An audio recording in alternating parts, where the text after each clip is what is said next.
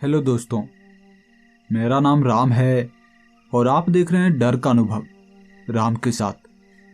तो फिर चलिए अब बिना वक्त जाया किए शुरू करते हैं हमारी आज की इस कहानी को।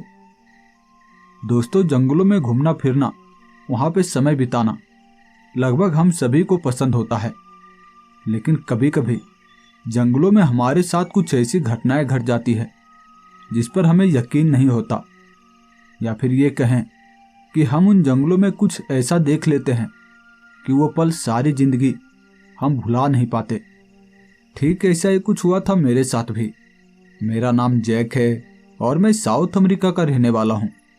मुझे आज भी वो जंगलों में कैंपिंग वाली भयानक रात मुझे अच्छे से याद है।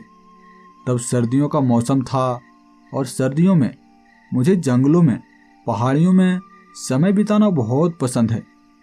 तो ऐसे ही वो सर्दी वाली रात थी और मैं अपने कार को लेकर पहाड़ों में कैंपिंग करने के लिए गया हुआ था। मैं अपने कार में ही कैंपिंग के सारे सामान को रखा करता था। मैं उस रात अपने ही शहर के पास वाले जंगलों में कैंपिंग करने के लिए गया हुआ था।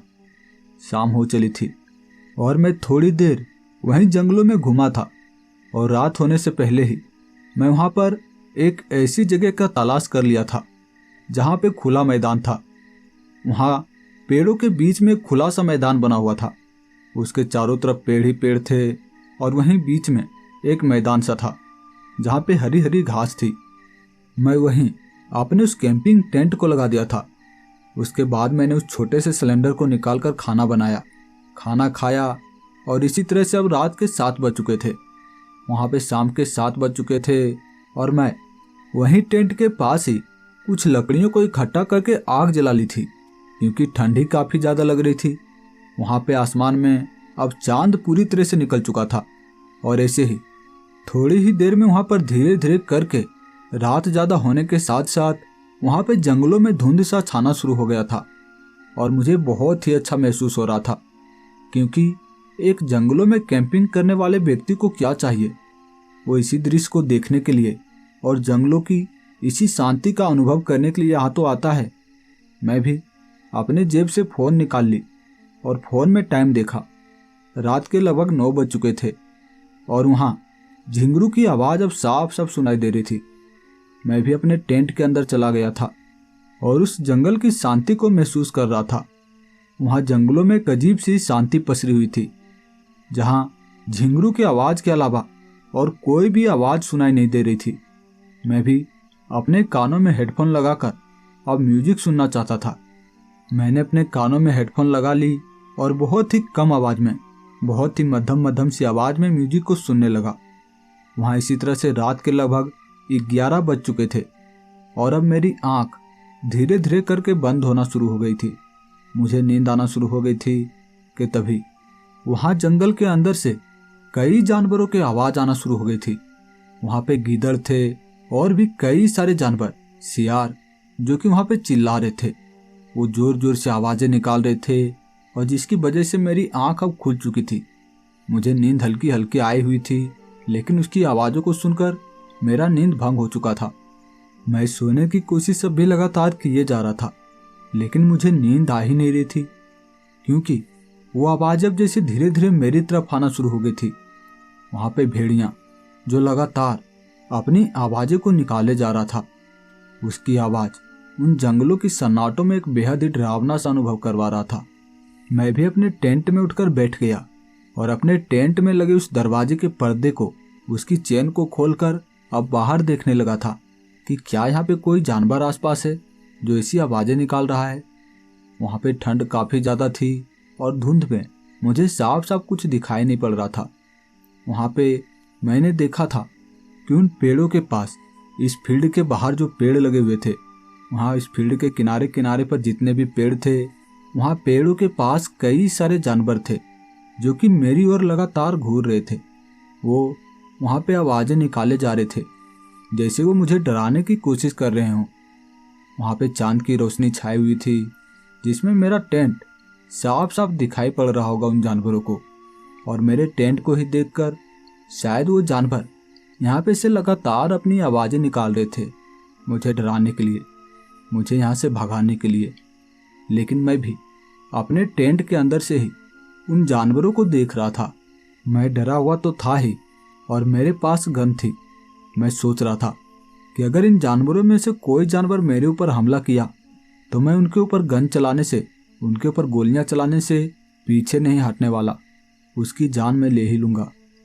वहाँ पे मैं ये सोच ही रहा था कि तभी वो जानवर जंगल के अंदर भागना शुरू हो गए थे। वो जैसे डरे हुए थे। वो जंगलों के अंदर बहुत ही तेज गति से भागे थे, जैसे कि उन पर हमला हुआ हो। लेकिन उन पर हमला कौन कर सकता है? क्या यहाँ पे लायन होंगे, बाघ होंगे और कोई बड़े जानवर जो उन छोटे जानवरों पर हमला कर सकते हैं? लेकिन वहाँ पे भेड़िया थे। वो ऐसे डरते नहीं, किसी बाघ से भी इतनी ज़्यादा नहीं डरते। वो इतनी ज़्यादा डरकर भागे थे जंगलों के अंदर कि मैं समझ ही नहीं पाया था। लेकिन तभी वहाँ मेरे पास से जैसे सड़न भरी बदबू सी आना शुरू हो गई थी। मुझे समझ नहीं आ रहा था कि यहाँ पे ये मांस सड़ने की बदबू कहाँ से आ सकती है। कि यहाँ पे कोई जानवर मरा पड़ा है जिसे कोई जानवर घसीट कर मेरे टेंट के पास लाकर छोड़ दिया है। मैं ये सोच ही रहा था, लेकिन वो बदबू जैसे और भी ज़्यादा बढ़ती जा रही थी, जैसे वो बदबू मेरे पास खुद चल कर आ रही हो। और मैं भी काफ़ी ज़्यादा डर गया था, क्योंकि मैं जानवरों से इतना ज़्यादा नहीं डरता था। लेकिन ये बदबू थी जैसे वो चलती हुई मेरी तरफ आ रही थी। और डरना तो तय था, क्योंकि मैं भूत प्रेत और ऐसी चीज़ों पर यकीन करता हूँ। मैंने कई बार ऐसी शक्तियों का अनुभव किया है और मुझे भी ऐसा लग रहा था कि हो ना हो यहाँ पे ऐसी शक्तियाँ हो सकती है और उसी से ये बदबू आ रही है। मैं बहुत ज़्यादा डर चुका था और मैंने अपनी गन को हाथ में पकड़ लिया था। मैं अब टेंट के बाहर अपने सर को निकालकर इधर उधर देख रहा था कि ये बदबू किधर से आ रही है। लेकिन तभी मैंने देखा था कि वहाँ पेड़ों की तरफ से धुंध को चीरता हुआ लगभग 7 से 8 फीट का कोई जानवर था। वो देखने में तो जानवर ही जैसा लग रहा था, लेकिन उसके शरीर आधे इंसान के थे और वो चलता हुआ, इंसानों की तरह चलता हुआ मेरे टेंट की ओर आ रहा था।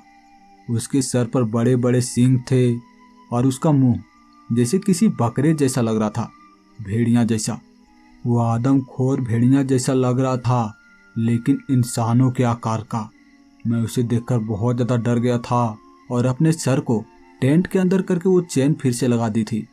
मैं अब ये सोच रहा था कि ये कौन सा जानवर हो सकता है। क्या ये भूत प्रेत है? नहीं नहीं, भूत प्रेत जानवर जैसे थोड़ी ना लगते हैं। वो तो गायब रहते हैं, धुंधली सी आकृति वाली। लेकिन ये कोई जानवर है, कोई भयानक सा जानवर। मुझे इससे बचना होगा। यकीनन ये मेरी तरफ आ रहा है तो मेरे ऊपर हमला कर सकता है, इस टेंट के ऊपर हमला कर सकता है और मुझे इससे बचना होगा। मैं ऐसा सोच रहा था और देखते ही देखते वहाँ मेरे टेंट के पास ही धम धम की आवाज़ें आना शुरू हो गई थी। यकीनन वो जो भी जानवर था, वो इंसानों जैसा दिखने वाला जानवर, वो वहाँ टेंट के पास पहुँच चुका था और वो सड़न भरी बदबू काफ़ी ज़्यादा बहाए जा रही थी। वहाँ पे वो बदबू मुझसे बर्दाश्त नहीं हो रही थी। मैं वहाँ पे कर भी क्या सकता था। मैं चुपचाप उसी टेंट के अंदर दुबके हुए था। लेकिन पता नहीं क्या हुआ था, मेरा टेंट ऊपर आसमान की ओर उठ चुका था। मैं अब उस टेंट के बाहर आ चुका था और मैंने जब देखा, वो राक्षस, वो जो कोई भी था, वो मेरे टेंट को पकड़कर हवा में उठा लिया था। और मैं टेंट के बाहर, उसकी आंखें बहुत ही काली और उस काली आंखों के बीच वो सफ़ेद सी पुतली। उसे देखकर मुझे काफ़ी ज़्यादा डर लग रहा था। मेरे सांसें ऊपर चढ़ने लगी थी। लेकिन वो है ऐसी आवाज़ें निकाले जा रही थी और मैं इतना ज़्यादा डर चुका था कि मैं भागना चाहता था। मैं अपनी कार की ओर भागना चाहता था। मेरे हाथ में गन थी और मैं ये सोच रहा था कि अगर ये जानवर मेरे ऊपर हमला किया तो मैं इसके ऊपर गोलियां चला दूंगा। मैं अब अपनी कार की ओर भाग रहा था, लेकिन वो जानवर मेरे हाथ को पकड़कर अपनी ओर खींच लिया था। उसकी लंबाई काफ़ी ज़्यादा थी और शायद इसी वजह से उसने अपने हाथ को बढ़ाया था और उसका हाथ मेरे शरीर तक पहुंच चुका था। और अब मैं भी उसकी ओर मुड़कर उसे गौर से देखे जा रहा था।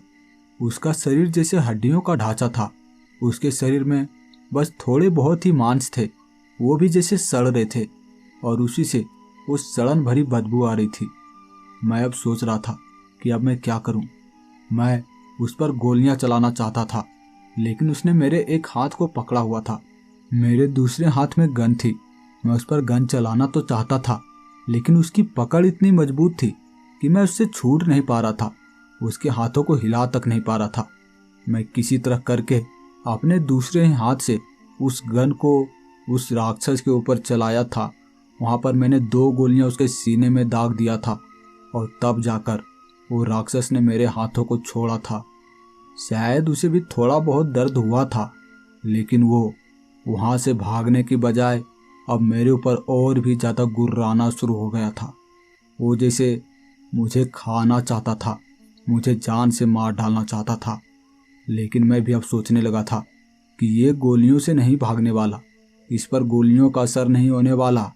मुझे कुछ और करना होगा, मुझे इससे बचने के लिए कोई और ही तरकीब लगानी होगी।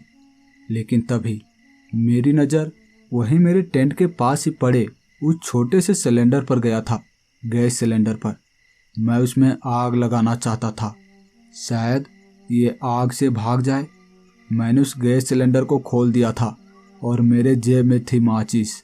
मैं माचिस को निकाला और वहाँ पे माचिस मार दिया था। वो गैस सिलेंडर वहाँ पे धूं धूं करके जलने लगा था और थोड़ी ही देर में मेरे कैंपिंग टेंट में भी आग पकड़ चुकी थी और वो राक्षस उस आग को देखकर अब जैसे दूर भागने लगा था। शायद वो आग से डर रहा था। वो भले ही कोई शैतान जैसा लग रहा था, लेकिन वो था तो जानवर ही, 2 पैरों पर चलने वाला जानवर। उसका आधा शरीर भले इंसानों का था, लेकिन था तो एक जानवर ही। वो आग से डर रहा था और वो थोड़ी ही देर में मुझसे काफ़ी दूर भाग चुका था और मैं अब समझ चुका था। मैं भी वहीं पे एक लकड़ियों में आग लगा ली थी और आग को अपनी हाथों में पकड़े हुए, उस लकड़ी को हाथों में पकड़े हुए अपनी कार की ओर जाने लगा। वो जानवर मेरे पीछे पीछे तो आ रहा था, लेकिन मैं किसी तरह से अपने कार तक पहुंचा और कार तक पहुंचकर मैंने फिर से 2 गोलियां उसके सीने पर चलाई थी और उसके बाद मैं अपनी कार में बैठा और कार को लेकर अपने शहर की ओर निकल पड़ा था।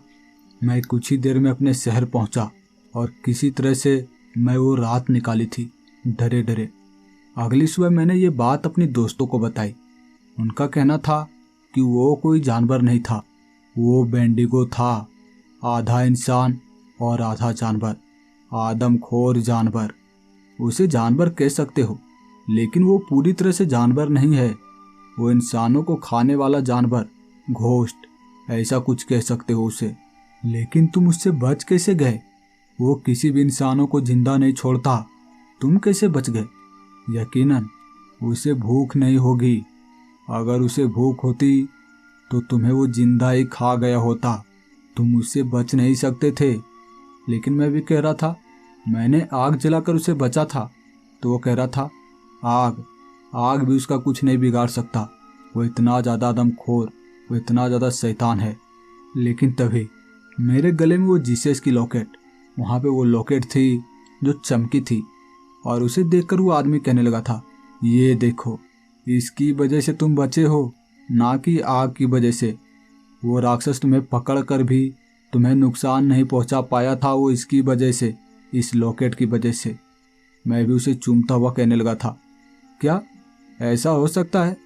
किसी लॉकेट की वजह से कोई जानवर हमें जिंदा छोड़ दे? वो कह रहा था, यकीन मानो ऐसा ही हुआ होगा। मैं भी उसे चूमने लगा था और कह रहा था, जो भी हो, मेरी जान तो बच गई, लेकिन अब मैं कभी भी ऐसे जंगलों के अंदर कैंपिंग नहीं करूंगा। मुझे कैंपिंग करने से डर तो लग रहा था, लेकिन मैं कैंपिंग को छोड़ना नहीं चाहता था। बस मैं जंगलों के अंदर कैंपिंग नहीं करना चाहता था। मैं जब भी कैंपिंग करना चाहता था तो जंगल के बाहर ही यहाँ पास के वाले इलाके में मैं कैंपिंग कर सकता था।